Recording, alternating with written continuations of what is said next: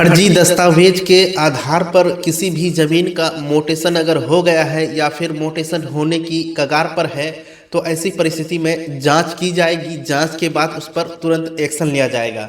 साथ ही साथ सरकारी भूमि जो था और जाकर के अंचल कार्यालय में जो सीओ बैठते हैं और कर्मचारी जो रहते हैं वो मिल कर के उस भूमि का यानी कि सरकारी भूमि का किसी अन्य व्यक्ति के नाम से अगर मोटेशन कर दिया है, उनके नाम से जमाबंदी खोल दिया है तो उनको भी अब बहुत बड़ा झटका लगने वाला है। आज की वीडियो में क्या कुछ खबर निकल करके आया है हम आप लोगों के साथ साझा करने वाले हैं। तो आप लोगों से एक छोटी सी रिक्वेस्ट है कि यदि आप इस YouTube चैनल पर पहली बार वीडियो देख रहे हैं तो सबसे पहले आप इस YouTube चैनल को सब्सक्राइब करके बेल के आइकन को दबा करके नोटिफिकेशन को ऑन करके अपने दोस्तों में ज़्यादा से ज़्यादा शेयर कर दें। तो चलिए बिना देरी के वीडियो को हम लोग शुरू करते हैं।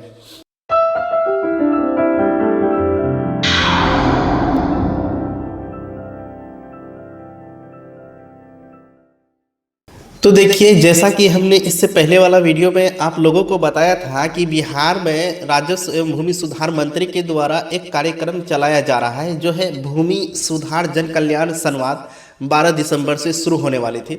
तो वो शुरू हो चुका है। तो उस संवाद में जब संवाद किया गया तो उसमें बहुत तरह की मामला सामने आया। उसमें ज़्यादातर जो मामला सामने आया है तो उसमें दाखिल खारिज को लेकर के आया है और परिमार्जन को लेकर के सबसे ज़्यादा मामला सामने आया है। तो राजस्व एवं भूमि सुधार मंत्री ने ये दिशा निर्देश दिया है कि दाखिल खारिज वाला मामला जो भी है पटना जिला के अंतर्गत, यानी कि ये जो संवाद हुआ था भूमि सुधार जन कल्याण संवाद, ये सबसे पहले 12 दिसंबर को पटना जिला में शुरू किया गया था। वहाँ पे जितना भी मोटेशन और परिमार्जन के लिए आवेदन आए हैं उनको 31 दिसंबर तक ऑप्शन दिया है कि उनका मामला को सॉल्व कर दिया जाए। वहीं दूसरी ओर अगर हम बात करें तो पूरे पटना जिला के अंतर्गत 26 सीओ हैं। तो 26 सीओ को जो है ये दिशा निर्देश जारी कर दिया है, जितना भी आवेदन अभी तक आया है दाखिल खारिज के लिए और जाकर के मोटेशन मतलब जो है परिमार्जन के लिए, उनको 18 दिन का समय दिया गया है। 18 दिन के अंदर में ही उनको निपटाने का पूरा मतलब जो है कोशिश करने के लिए कहा है।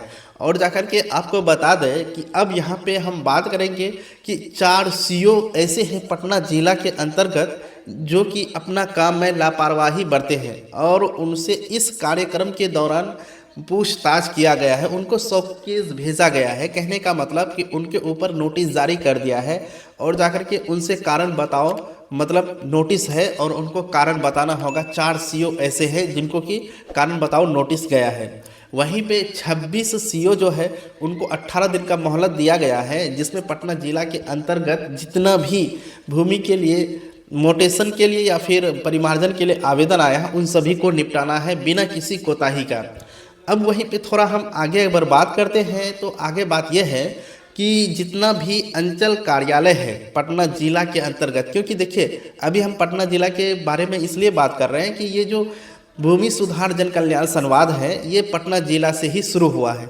बाकी राज्य के विभिन्न जिलों में भी इसकी मतलब जो है आयोजन किया जाएगा और जाकर के ये 100 दिन के भीतर किया जाएगा, अगला 100 दिन तक।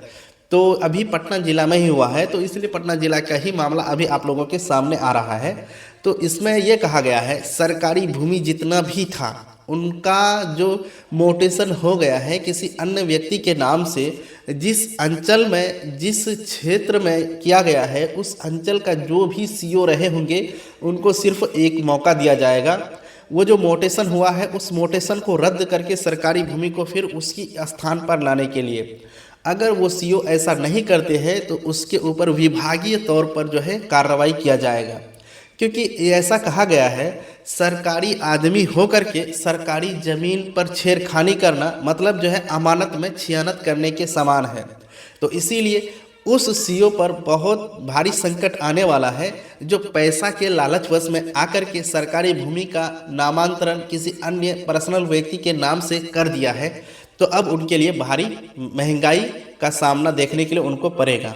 तो इसलिए अगर आप लोगों के पास भी उस तरह की कोई ज़मीन है तो अभी तक आप लोगों को कोई दिक्कत नहीं होना चाहिए, क्योंकि जब तक भूमि सुधार जन कल्याण संवाद आपके यहाँ नहीं आ जाता है उसमें क्या मामला आता है उसके ऊपर क्या डिसीजन लिया जाता है तभी उसके ऊपर बात किया जाएगा। लेकिन अभी तक का जो आंकड़ा सामने आया है उसमें यही देखा गया है, जितना भी सरकारी भूमि है उनका मोटेशन अगर किसी अन्य व्यक्ति के नाम से हो गया या फिर उनके नाम से जमाबंदी खोल दिया गया है, जो सीओ खोले हैं वो सीओ अगर ट्रांसफ़र हो भी गए हैं तो उनको एक चांस है कि वो अपना अंचल कार्यालय में जहां पहले कार्यरत थे, जिस क्षेत्र का भूमि को वो किसी अन्य के नाम से कर दिए थे, उनको वहां पे आकर के उसको रिजेक्ट करना होगा।